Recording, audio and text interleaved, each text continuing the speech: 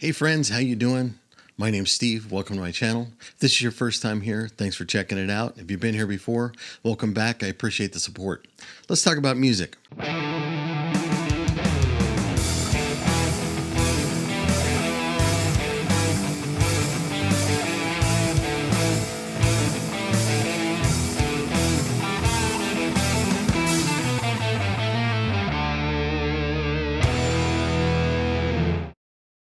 Today we're diving headfirst into one of the most influential bands in history.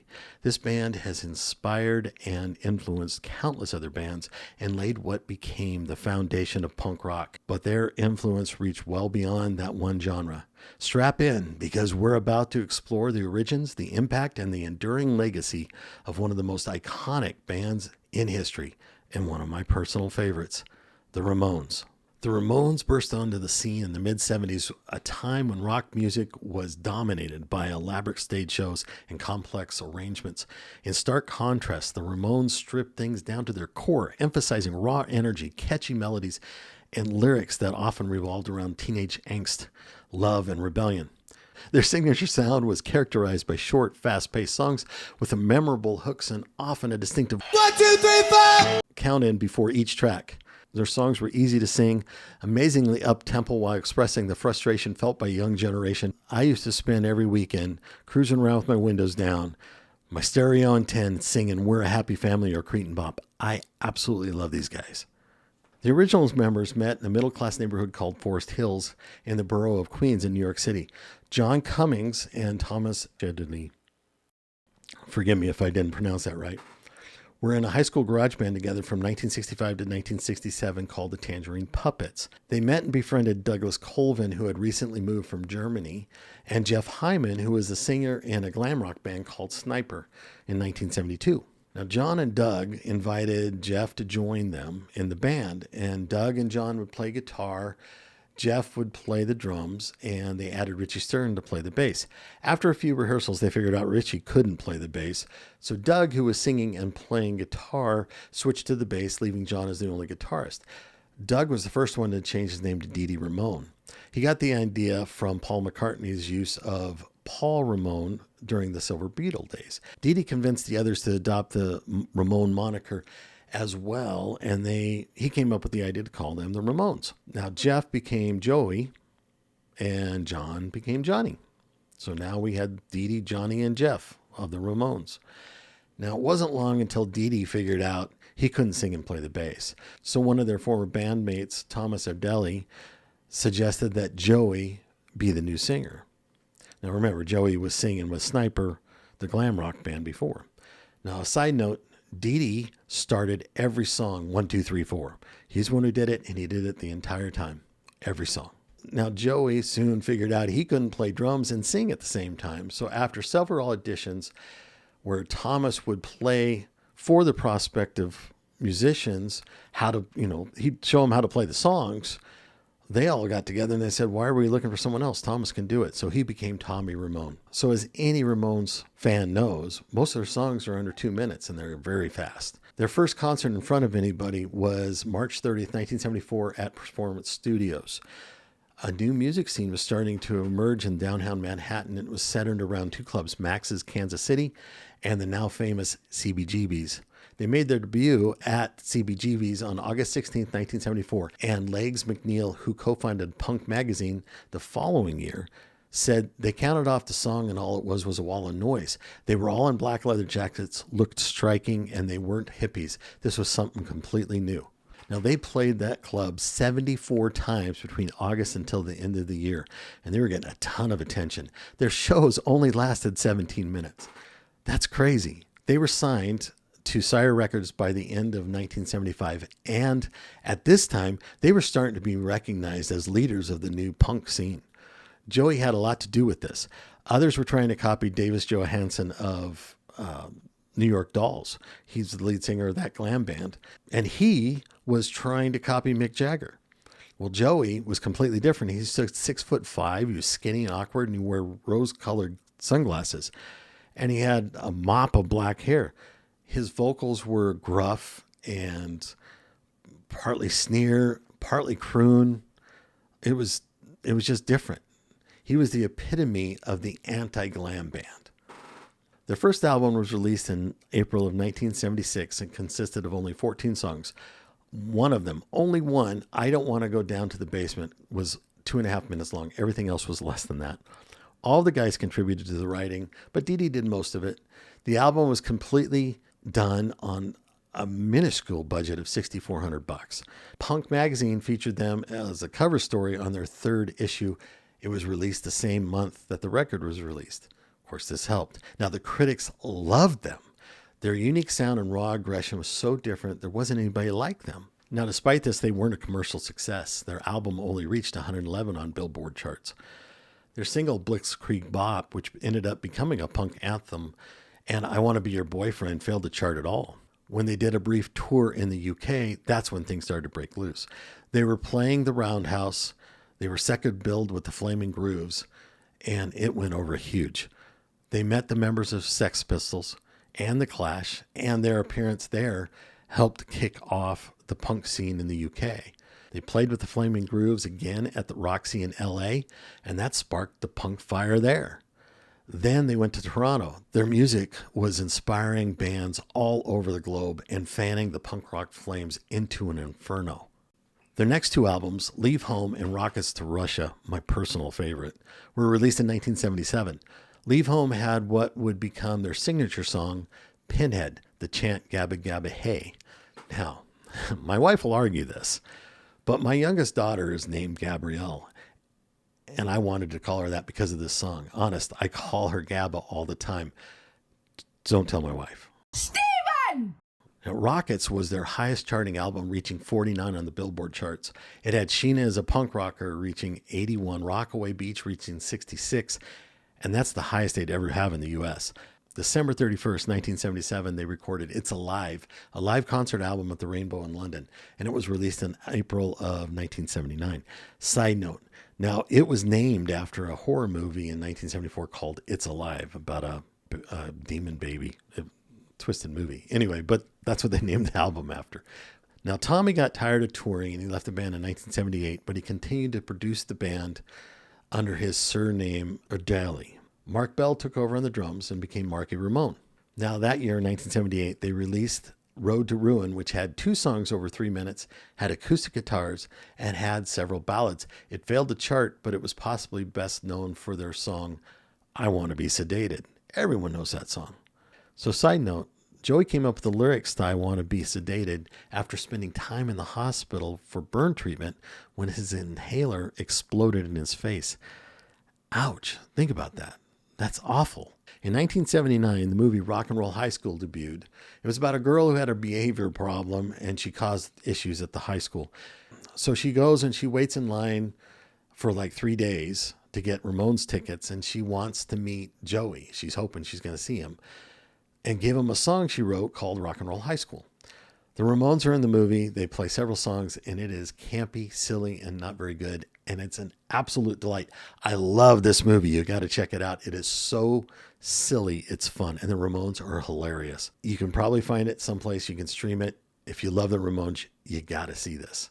So Phil Spector, the well-known music producer, and he's pretty notorious, he saw the band gained interest in them, and he wanted to produce the next album. So he did. He produced the next album called End of the Century. That was 1980.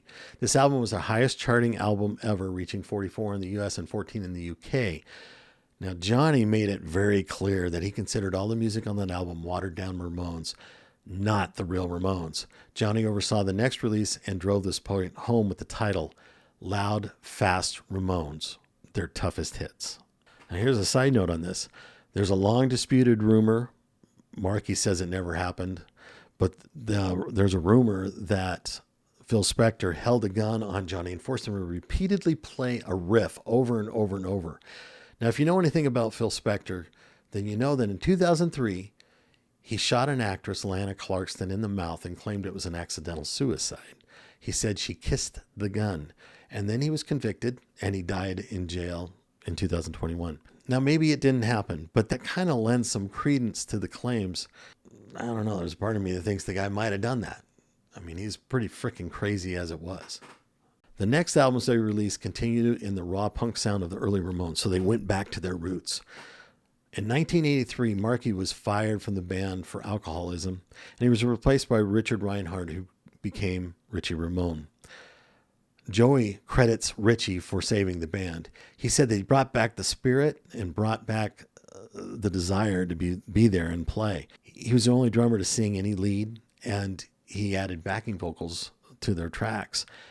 And he was also the only drummer to write a song, which was called Somebody Put Something in My Drink, and he wrote Smash You. The band released their first album with Richie, Too Tough to Die, in 1984. While it was only available in the U.S. as an import, Bonzo Goes to Pittsburgh was a protest song about Ronald Reagan's visit to a German World War II cemetery where numerous SS soldiers were buried. It received a ton of airplay on American college radio. They released Halfway to Sanity, the last album with Richie, who left the band in 1987 over a fight with Johnny over money. He was replaced by Clem Burke of the band Blondie, and he took the name Elvis Ramone. But after 2 performances, he was fired because he couldn't keep up with the band. They were just too fast. It's not easy to play that rapid fire machine gun beats. It's just not easy.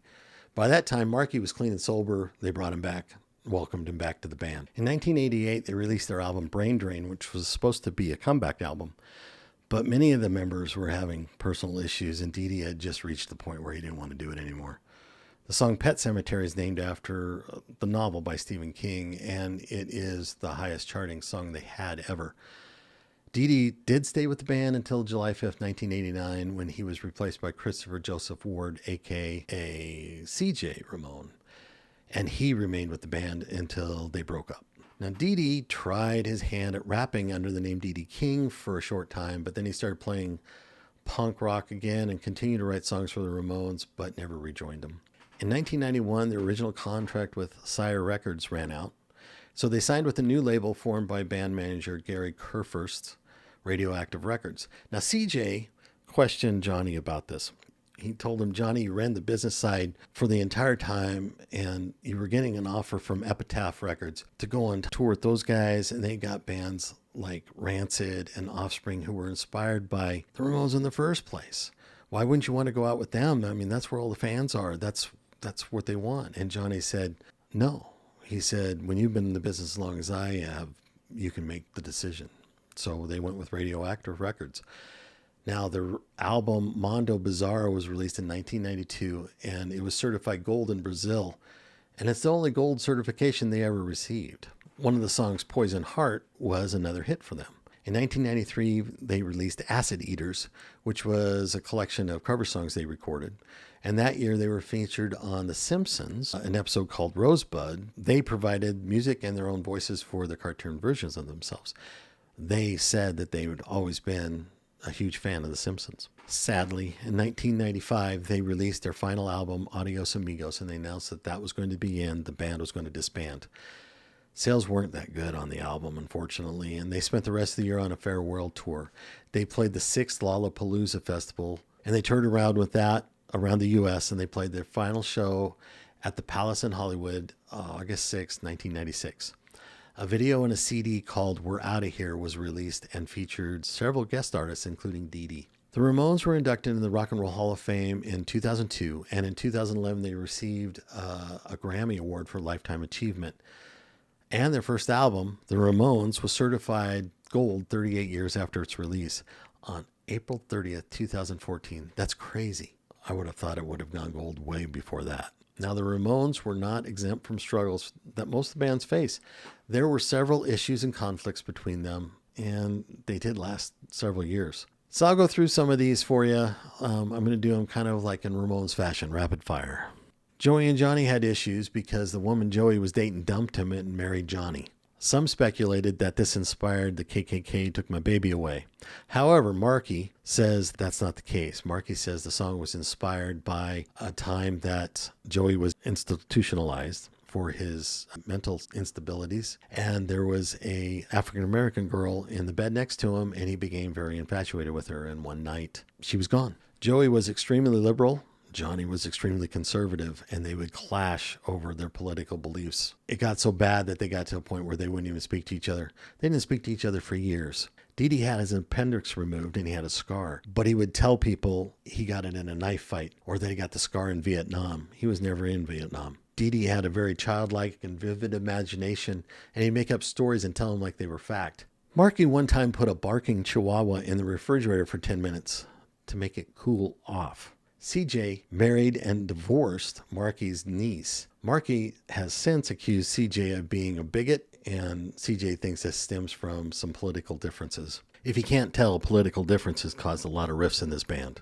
Marky and Joey got in a feud that lasted several years over substance abuse. Marky, who was clean and sober, Joey wasn't. Marky said that Joey was telling everybody it was reversed. Joey had OCD and he ended up self-medicating, trying to help it. So let's talk a little bit about the band members themselves. Now, Joey Ramone, born Jeffrey Hyman on May 19, 1951 in Queens, New York.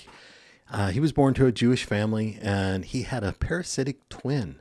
This is where the twin embryos begin developing, but one of them doesn't completely develop and the other one ends up absorbing it. It was removed surgically when he was very young. They resided in Forest Hills and he had a brother named Mickey. He was generally a very happy person, but somewhat of an outcast and diagnosed with OCD and schizophrenia at 18. He was a fan of the Beatles, David Bowie, and the Stooges, and The Who. His hero was Keith Moon, the drummer of The Who. He started playing drums at 13, guitar at 17, played in several bands before the Ramones, and performed several side projects throughout the years. As I said, he was 6'5", he was skinny and awkward with a very distinctive voice. This made him quite the standout at the time. Joey was diagnosed with lymphoma in 1995, and he died April 15, 2001 in New York. It's rumored that while he was laying in his deathbed, he was listening to U2's A Little While, and he was listening to that when he died. The only members of the band to attend his funeral were Tommy, CJ, and Richie, and that's really too bad. Johnny Ramone was the guitarist. He was born John William Cummings on October 8, 1948 in Queens, New York. He was raised in Forest Hills, and his dad was a very strict disciplinarian. He was known as a greaser, but later described as a tie-dye wearing Stooges fan and a lifelong New York Yankees fan. He attended a military school and worked as a plumber with his dad before the Ramones took off. He had a signature playing style, rapid-fire picking hand, and played some of the fastest downstrokes I've ever seen. He had a no-nonsense attitude, and he was very staunch and outspoken Republican.